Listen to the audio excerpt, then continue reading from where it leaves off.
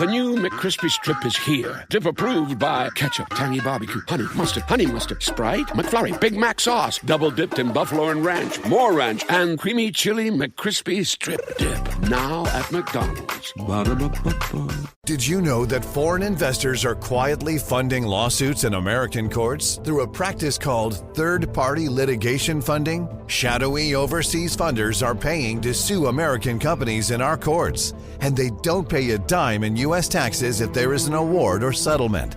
They profit tax-free from our legal system, while U.S. companies are tied up in court, and American families pay the price, to the tune of $5,000 a year. But there is a solution. A new proposal before Congress would close this loophole and ensure these foreign investors pay taxes, just like the actual plaintiffs have to.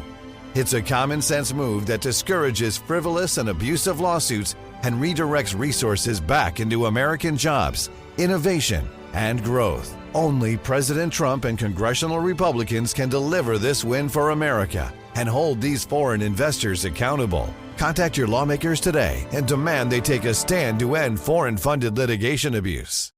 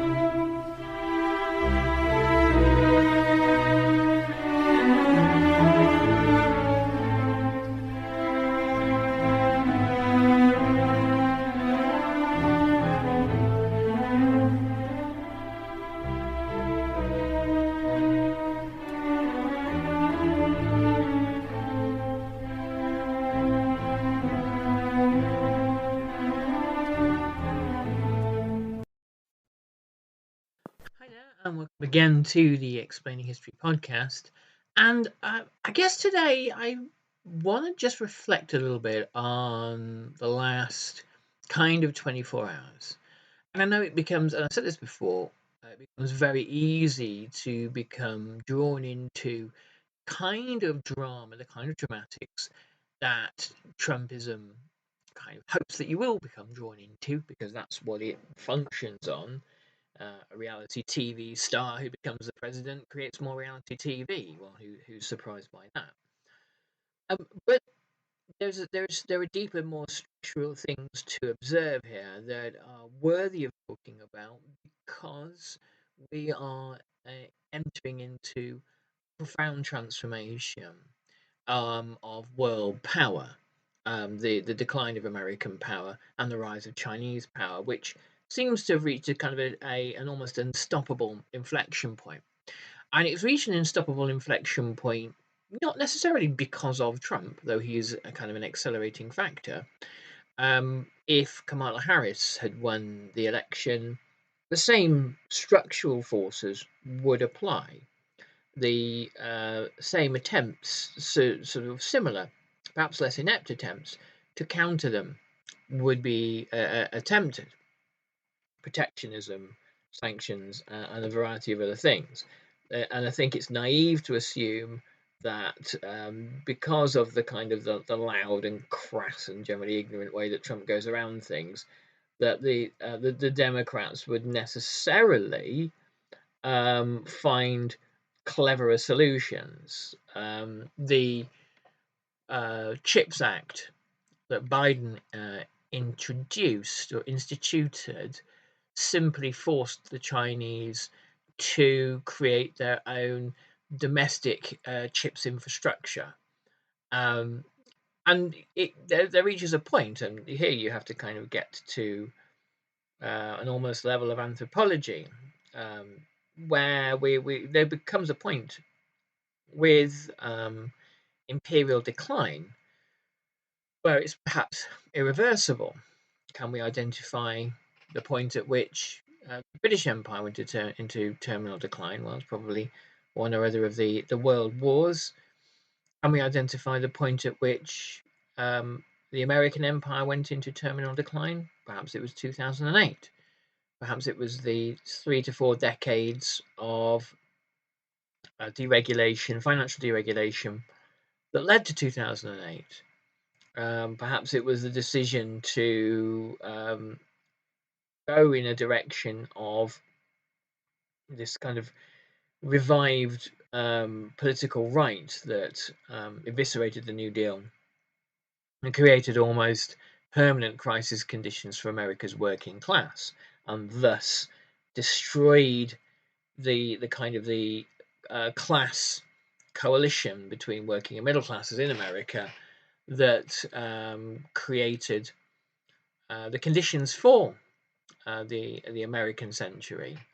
That sort of buy-in from the majority of the population, the white population at least, tearing us apart in the interests of relative short-term gain and short-termism, enabled people, forces in Wall Street to get extremely wealthy, and figures in Wall Street to get extremely wealthy, and a huge flow of wealth to travel upwards. This is kind of what neoliberalism does, but it devastates urban and rural America, the steel towns and things like that.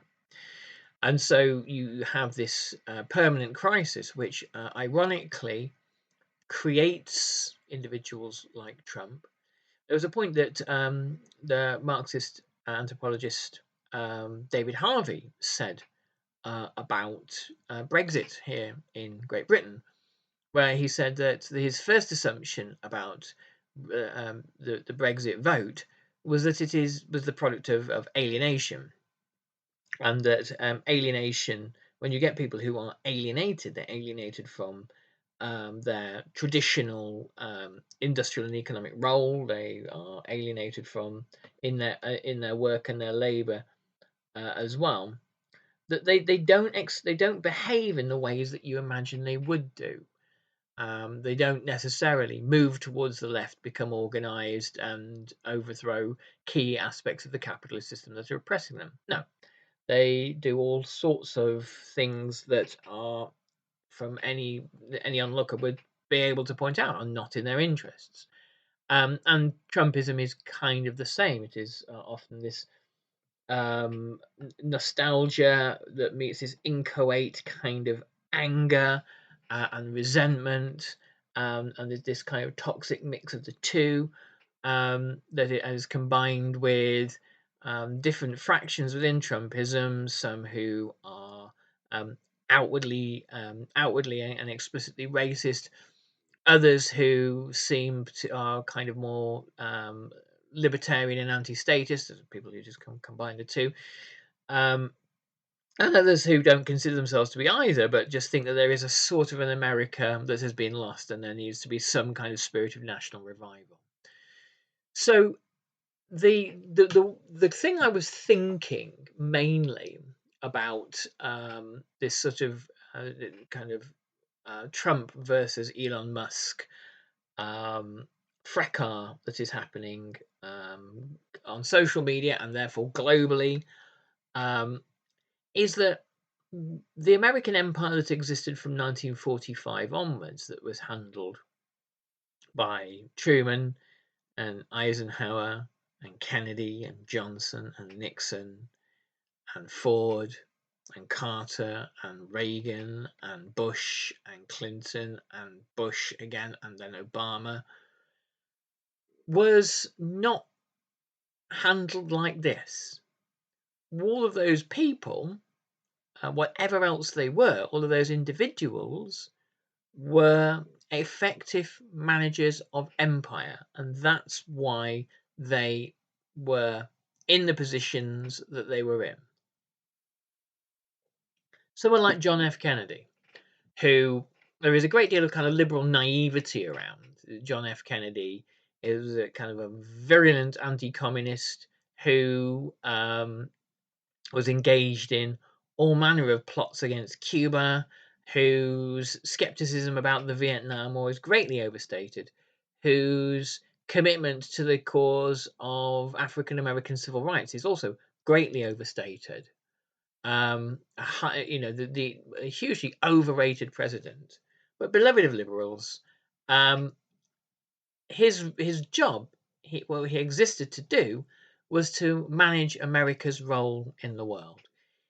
He had disagreements with Bobby. They didn't always get along. They didn't always see eye to eye. But the very idea that somebody like John F. Kennedy would have these sorts of kind of public displays of sort of almost kind of incoherent, childlike, petulant anger towards somebody that he had co-opted into the White House, somebody who had been recruited from industry in order to fulfill some kind of role. It is for the birds. It's just a kind of inconceivable. Um, the analogy slightly breaks down because, of course, a key figure who from industry who was co-opted into the White House by Kennedy was Robert McNamara, and McNamara, of course, didn't buy the election for Kennedy. And in this case, of course, Elon Musk did in a very real and credible way, and was bragging about it last night. The idea that a president of the United States of America. I mean, Kennedy came to power in all sorts of murky circumstances, by the way, involving the Chicago mob and all sorts of things. And Nixon's questions around Kennedy's victory are not completely unfounded. And the Kennedy family are a very murky clan, dating back and before the old man Joseph. So it's not that there was this kind of wonderful period, where it was sort of like a West Wing fantasy period of American history where everything was all sweetness and light. But there were figures as corrupt as Trump along the way. Richard Nixon, an exceedingly corrupt and figure with all sorts of authoritarian leanings. If you look at the realities of the Iran Contra scandal, the degree of corruption of the American system doesn't really quite, in terms of actual direct kind of embezzlement from the state, it comes nowhere near what Trump has done. But in terms of the kind of manipulation and the bending and the compromising of the Constitution, and the kind of the intent of the Republican Party to find any and every opportunity to water down the Constitution and to remove the limitations on presidential power, that in itself, there is a long, long history of that. But in terms of public relations, presidents like Kennedy and Reagan and others and Nixon, they knew their script. They knew how to adhere to the notions of liberal norms. They had an America to present to the world that was meant to adhere to these sorts of things, that was meant to be able to present itself as a moral force in the world, though it was no more a moral force than any other empire that has ever existed. Empires don't exist in the interests of public morality. Donald Trump, in a way, says, but part of the reason why he's despised by the kind of the Lincoln Project Republicans is because he says the quiet part out loud. One thing that was missed yesterday was Trump meeting the president of Germany and explicitly saying that he had originally dreamt up the blowing up of the Nord Stream pipeline, and Biden had gone ahead with it. And the punchline was that there was plenty of oil and gas now to buy from America. This is an outrageous, extraordinary, unparalleled admission of essentially an American act of war, not just against Germany, but against most of Europe, in order to leave Europe economically and energy dependent on the United States of America. Can you imagine the Gulf of Tonkin incident and a slightly kind of indiscreet Lyndon Johnson saying, yes, that was all a kind of a ploy, ha ha. Can you imagine the Iran-Contra affair, Reagan being explicit about the arming of the Contras and where the money came from? Can you imagine George H.W. Bush talking about the fact that an American ambassador advised Saddam Hussein that Kuwait was for the taking if he wanted it, and that was a kind of quite deliberate. All of these things that where we look at the kind of the managing of empire, and we see that the normal means by which empire has been managed are breaking down, tells us something not just about the kind of the kind of the eccentricities and general kind of inclinations of Trump. The new McCrispy Strip is here. Dip approved by ketchup, tangy barbecue, honey mustard, Sprite, McFlurry, Big Mac sauce, double dipped in buffalo and ranch, more ranch, and creamy chili McCrispy Strip Dip. Now at McDonald's. Ba-da-ba-ba-ba. Did you know that foreign investors are quietly funding lawsuits in American courts through a practice called third-party litigation funding? Shadowy overseas funders are paying to sue American companies in our courts, and they don't pay a dime in U.S. taxes if there is an award or settlement. They profit tax-free from our legal system, while U.S. companies are tied up in court and American families pay the price, to the tune of $5,000 a year. But there is a solution. A new proposal before Congress would close this loophole and ensure these foreign investors pay taxes, just like the actual plaintiffs have to.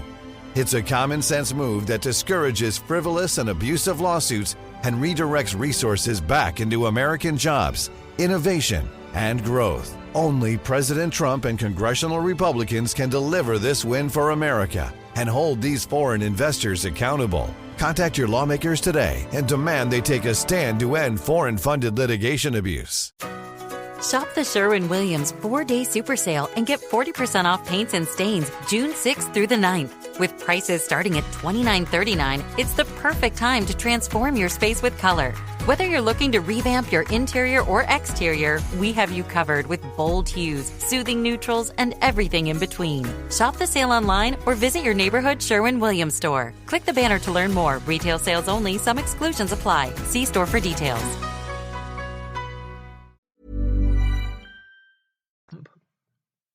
But it tells us about the prospects of American empire, which I strongly believe we are in the terminal stages of, and I believe that because the management of that empire is has reached kind of not just an impasse, isn't it just in decline, but has ceased to function.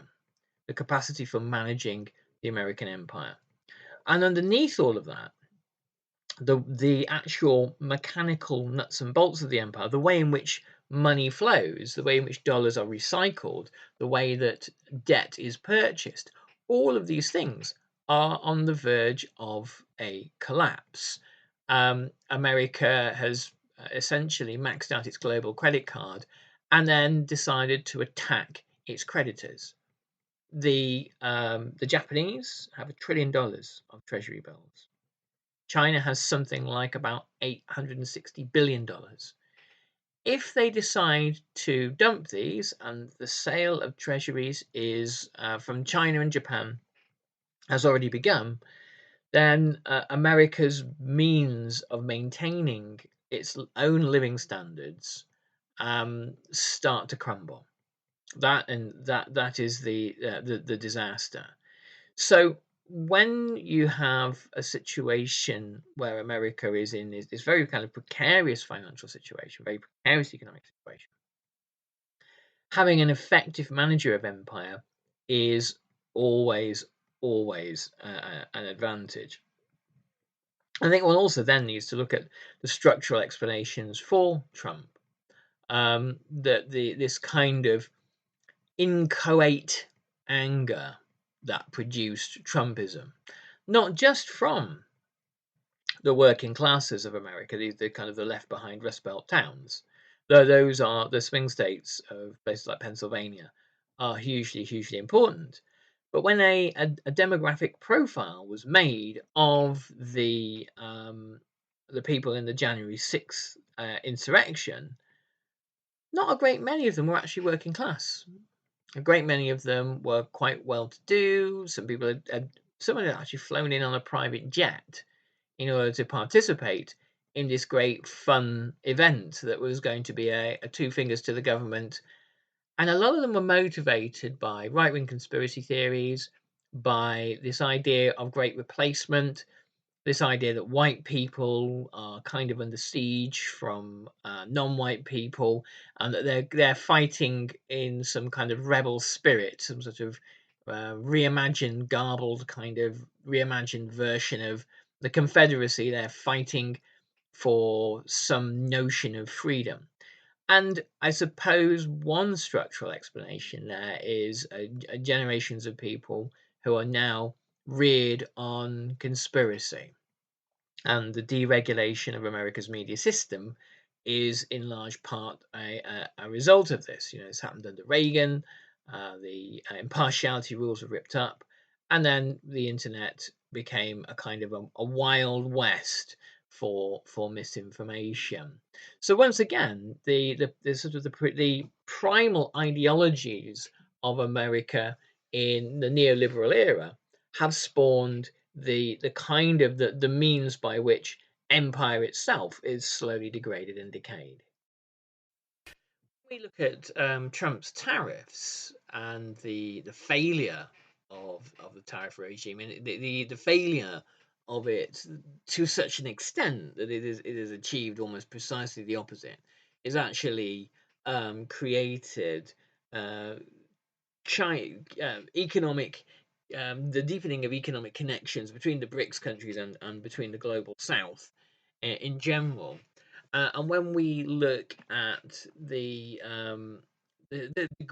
desperate and steady process of the climb down um, against from the Trump administration to China, and the fact that even the most kind of naive of Trump supporters now starting to understand that, contrary to what has been said on the subject, foreign countries aren't the ones who pay the tariffs. Um, then you can look at this particular moment, and I think this is really one for kind of future historians to pick apart and examine this particular doomed attempt to reverse America's decline as a result of 4 decades of official of kind of neoliberal orthodoxy and its failure. That tells you an immense amount about what the kind of the contours of the 21st century are going to look like. Principally, you know, where things are going to be made, where the future of energy production will be, where the future of robotics and chips and space exploration will be.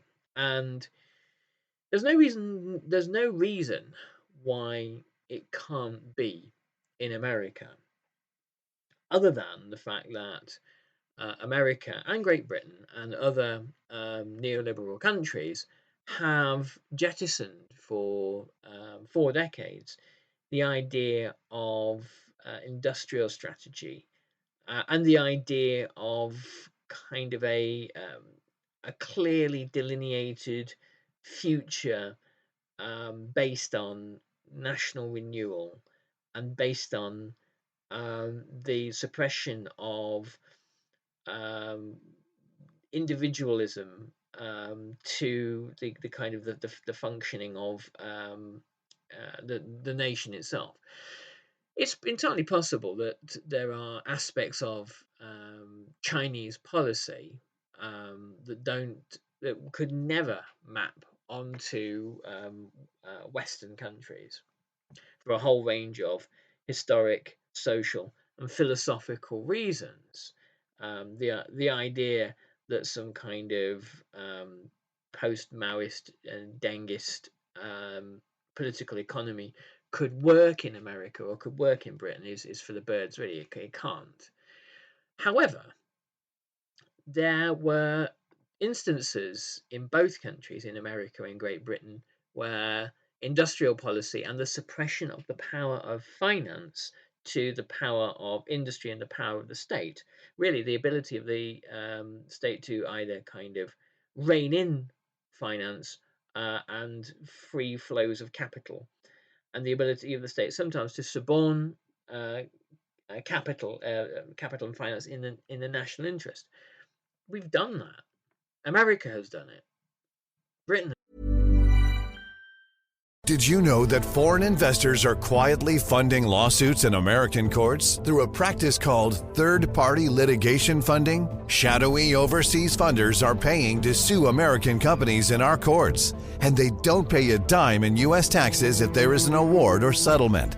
They profit tax-free from our legal system, while U.S. companies are tied up in court, and American families pay the price, to the tune of $5,000 a year.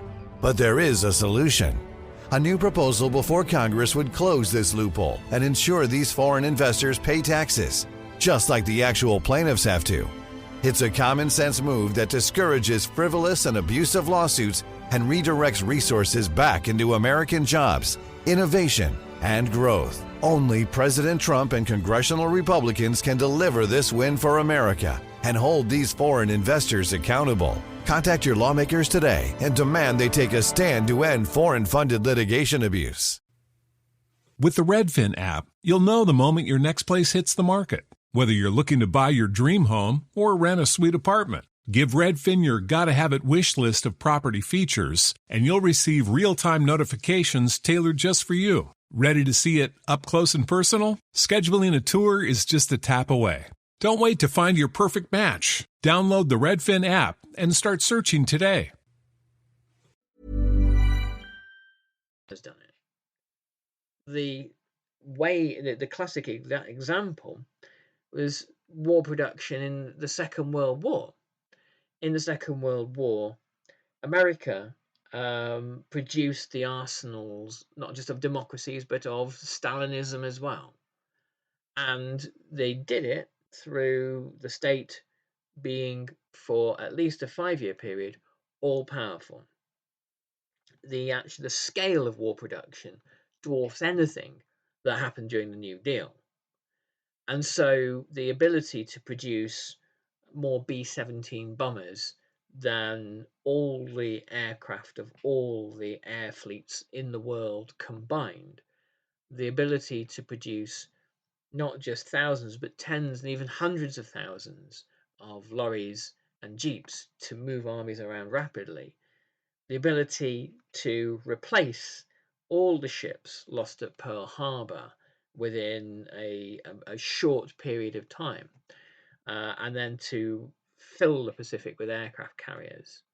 The ability to do these kinds of things came from the power of the state, and the belief that the state could accomplish things and should accomplish things and is a motor for transformation, industrial and social, was slowly throttled throughout the post-war era, and quite a kind of deliberately and quite consciously and quite overtly part of a strategy for the renewed the kind of the renewal of the power of capital, and particularly the party of private capital, which at that point was the Republican Party. Not to say that the Democrat Party was in any way socialist, it was not. And by the 1980s, the last remnants of the New Deal, the last surviving aspects of the New Deal, are dealt a kind of a deathly blow by Reagan. Some aspects of the New Deal, in fact, actually limp on, but for the most part, Reagan's job was to bury the New Deal, and we live with the consequences now.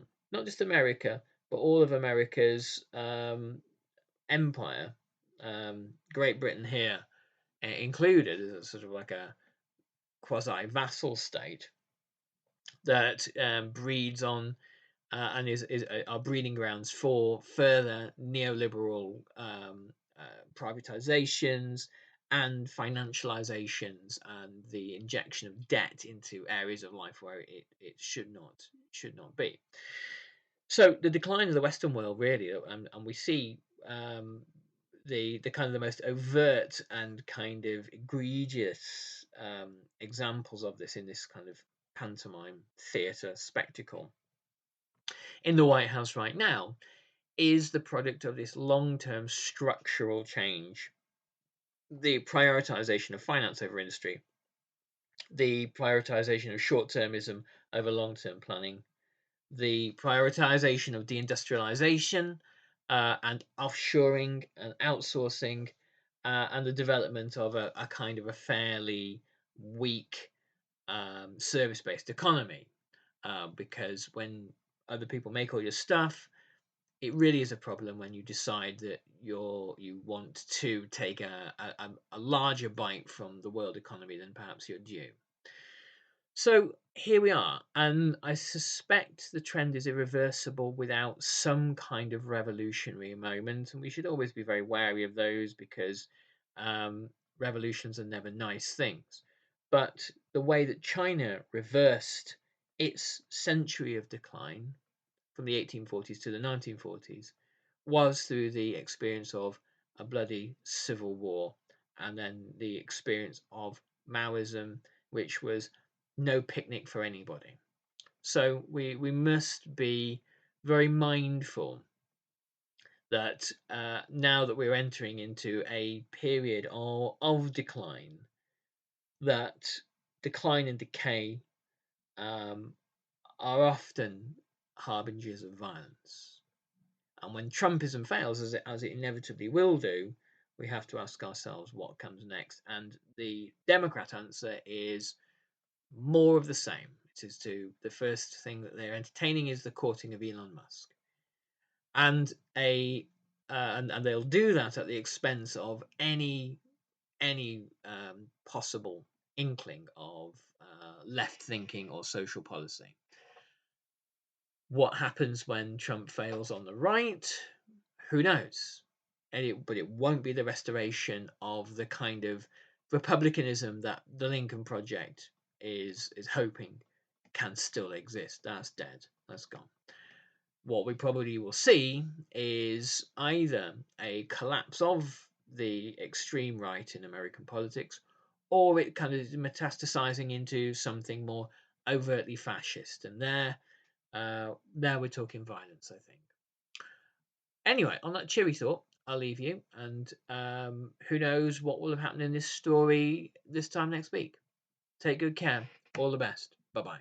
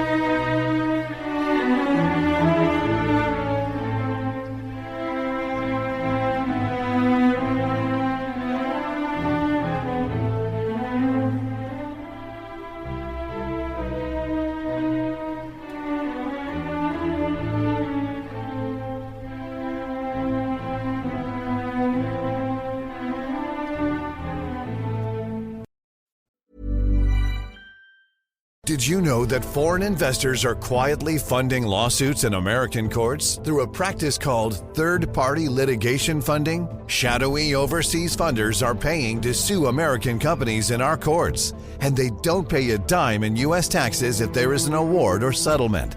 They profit tax-free from our legal system, while U.S. companies are tied up in court, and American families pay the price, to the tune of $5,000 a year. But there is a solution. A new proposal before Congress would close this loophole and ensure these foreign investors pay taxes, just like the actual plaintiffs have to. It's a common-sense move that discourages frivolous and abusive lawsuits and redirects resources back into American jobs, innovation, and growth. Only President Trump and congressional Republicans can deliver this win for America and hold these foreign investors accountable. Contact your lawmakers today and demand they take a stand to end foreign-funded litigation abuse. When your company earns unlimited 2% cash back on all purchases with Capital One, that's serious business. So Stephen at SandCloud got a serious business card, the Spark Cash Plus card from Capital One. We used our 2% cash back to help build our retail presence. Savvy, Stephen. And we get big purchasing power, so our business can spend more and earn more. The Spark Cash Plus card from Capital One. What's in your wallet? Terms and conditions apply. Find out more at CapitalOne.com/SparkCashPlus.